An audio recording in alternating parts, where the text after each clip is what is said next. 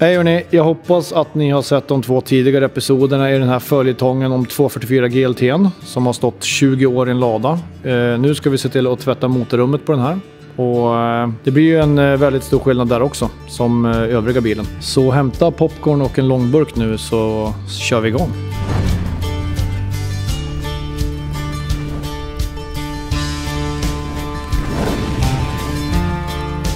Jag hoppas nu att ni inte missat de tidigare episoderna i våran 244 GLT följetong. För nu är bilen hämtad, tvättad, men vi har inte tvättat motorrummet. Så det är det vi ska göra in this episode. Och det ser inte skitkul ut där. Det är liksom, det är rätt ruttet här nere. Men jag lovar er, det här kommer se bra ut. Vi kommer få bort all den här oxiden och allt skit och sen allt smuts såklart.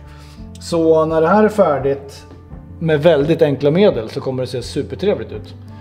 Sen så skulle jag, ja men de här grejerna till exempel skulle man ju ha tagit lös och gulkromaterat eller målat helt enkelt. På 242 som vi filmade, då var det chrome på den. Och även hela den här var på chrome. Tyvärr här har det är det lite rost. Så det är ju någonting vi inte kan göra så mycket åt. Det går ju att skruva lös den där och måla om den såklart. Men det tänker vi inte göra. Utan vi kommer göra en traditionell motortvätt på ett säkert och bra sätt. Och ett snabbt sätt också. Vi ska inte lägga alldeles för mycket tid här. Det kommer vi inte behöva göra. Handskar behöver vi. Vad för storlek då? Lyssna på Martin kör. Martin har 240 feeling. Nice! Den här låten brukar Stefan lyssna på hemlighet på vägen hem. Han måste hålla uppe sitt. Här är det bara black metal, hemma bara black metal. Men i bilen då är han fri. Alltså för att göra den här operationen så behöver vi Fusion som löser asfalt, olja. Den löser även flygrost och rost. Så då har vi den. Och sen behöver vi lösa organisk smuts som den här mosspåväxten som är lite här och där. Då har vi Spotless. Så då börjar, och sen har vi de här 2 verktygen, en färgborste och en färgborste. Då börjar vi med Fusion. Ja men det här är alltså typprodukterna vi har i vårt motortvättspaket på arcticlean.se. Men vi börjar alltså med Fusion. Vi lägger över hela motorrummet. Är det olja och liksom kladd någonstans, lägg på lite extra. Men jag tycker att det här är så här förebyggande, vill jag säga. För enkelhetens skull så kommer vi lägga det här överallt.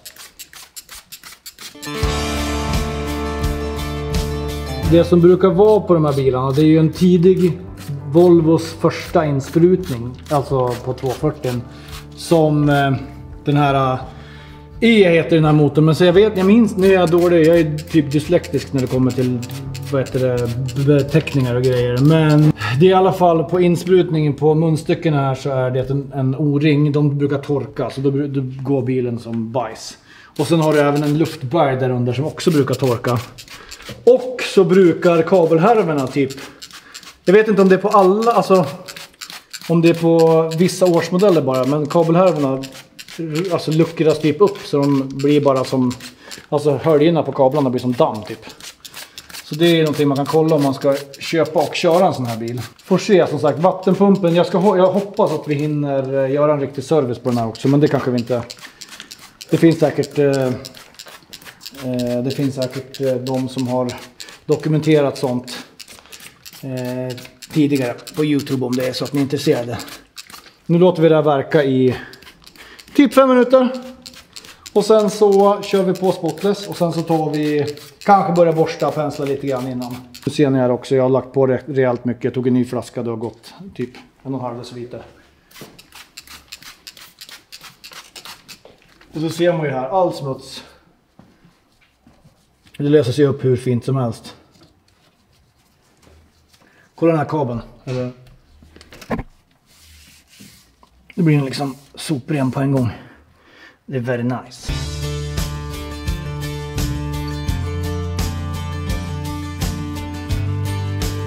Ja, men nu har ju Fusion fått verka som ni ser här. Så det är mycket så här små fina. Titta bara till exempel här på kåpan. Där är ju små metall och kärpartiklar och skit. Men jag tror att vi kör en vända med borsten. Det här är intressant. De har satt motorvärmeuttaget här. Det är ju lite original faktiskt. Men vi tar en sväng med borsten. Vi kan börja med, sen drar vi lite grann här bara som vi ser. Vi ser det och smuts där. Men jag är ganska god. Vi kommer inte få bort 100% av all oxid. Men den kommer se otroligt mycket fräschare ut i alla fall än den gjorde. Och då gör vi den här vanliga klassiska ninja-hugget. Men nu lägger vi på spotless. Sen gör vi om den här proceduren en gång till. Sen så sköljer vi av det här. Men då har vi, som ni ser, geggat runt lite grann här med den här ninja-borsten. Så då kör vi spotless. Den löser alltså organisk smuts som jordlera, alger, musbajs och så vidare. Då låter vi det verka ett tag och sen så spolar vi. Eller vi ska borsta med den mjuka borsten nu. Täck alltihop, everything. Se här bara hur det... Vi behöver ett nytt sånt här lock egentligen, men det får vi se. Nu har vi lagt Fusion först, spotless. Skulle till och köra med färgborsten. Men bara för att det är så kul så formar vi här också.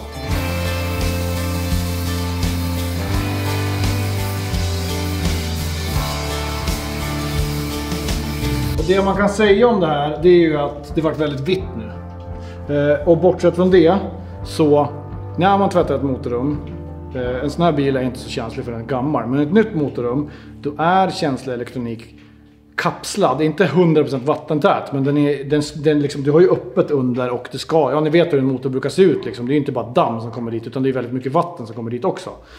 Men när man spolar av ska man vara försiktig, hålla behörigt avstånd, inte koncentrera strålen på elkomponenter. Och gör man så funkar det bra som helst. Men nu tar vi och skrubbar lite grann. Time for a short commercial break. Om ni följer oss på YouTube och gillar den här videon, kommenterar någonting snällt, trevligt, vad ni vill se eller vad som helst egentligen, så är ni med och tävlar om ett sånt här motortvättspaket som vi använder i den här videon, som ni kommer få se. Och så kastar vi in en keps också i potten.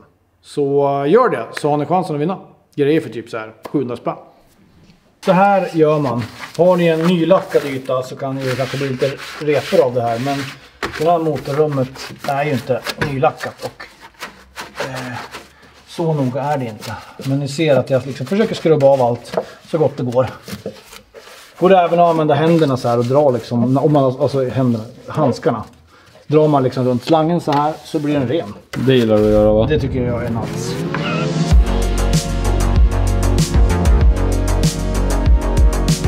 Nu har vi skrubbat ganska ingående skulle jag vilja säga. Så nu ska vi skölja av. Och som jag sa, håll avstånd och koncentrera inte strålen på någon elbox. Till exempel typ den här. Som sitter där under ett skydd. Så, kör vi!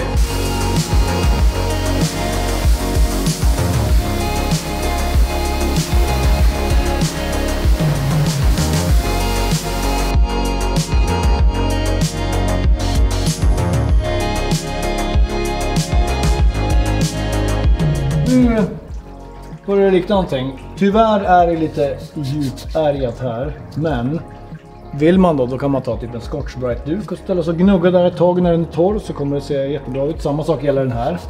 Det är ju inte smuts utan det är liksom ärgat i aluminiumkåpan. Men det är inga konstigheter att få bort om man vill det. Annars rent och snyggt. Vi torkar av det här nu och sen så kör vi sätten på all plast och sen så är vi klar. Duk, torka, tryckluft har ni det, jättebra, blås ur överallt där ni når i.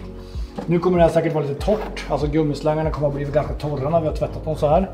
Men sätt in på det så kommer det se very great, very good ut. Nu ser ni ju att det börjar på likna någonting. Det är rent och snyggt.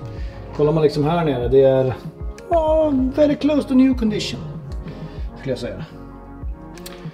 Och vill man så kan man som sagt putsa vidare lite grann på insug och ventilkåpa. Men det gör vi inte, utan det lämnar vi till nästa ägare. Vi kör satin på all plast och all gummi. Det gör ingenting om det kommer lite grann på någonting annat heller. För det här är liksom inte en jättekletig, fet produkt, utan den blir satin som sagt. Men vi ska gnugga ut det med en svamp också, så ska vi torka av överflöd. Ja, men då gör vi så här, sen torkar vi av och sen så är det klart. Och det som är kanske det allra finaste med en sån här bil, det är att det är fortfarande svinbilligt med grejer till. Du kan åka på Biltema och köpa liksom en vattenpump för. Nu har inte vi Biltema här för att vi bor i den bortglömda staden. Men så kostar det typ ingenting. Och det är ju trevligt. Då kan man ha ett billigt, eller alltså jag kan åka på autotjänst där uppe och köpa en för 500 spänn också, så att det är ju liksom, det är billigt hur man än vrider och vänder på det. Och de är driftsäkra, de är snygga och bra. De är väldigt snåla på soppan också. Man kan köra den här blandad körning på 1,3 och det är ju bra om man åker Ram i alla fall. Så 1,3 liter. Ja, men det är som sagt, beror på vad man jämför med. Om man jämför med en Ram TRX eller vad de heter, då är ju det billigt. Eller en G-Wagon. Ja, en G-Wagon också. De är, eller din Merca. Ja, den drar väl ungefär lika. Vi har ju bara startat upp den här nu en gång och det var ju efter 20 år. Det gick ju jättebra. Pumpen har skurit. nu skar den. Nu är det bara eftertorka överallt och sen är vi klar. Det är ju mucho fint. Very beautiful.